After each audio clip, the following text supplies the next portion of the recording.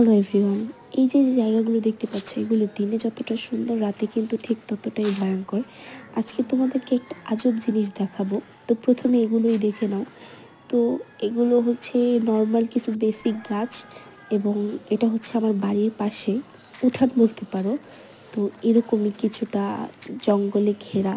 তো এখানে অনেক পদের গাছ আছে, মানে কি গাছ নেই, নারিকেল, চালতা, আম, জাম, অনেক গাছ আছে।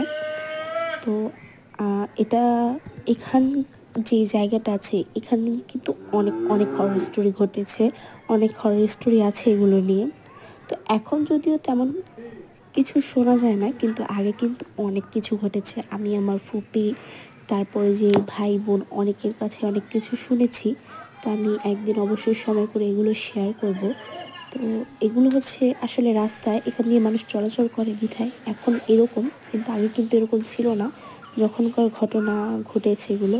আর এই যে যে গাব গাছটা দেখতে পাচ্ছ, ও মাই গড, এই গাব গাছের সামনে দিয়ে গেলে রীতিমতো এখনও আমার গা শিউরে ওঠে।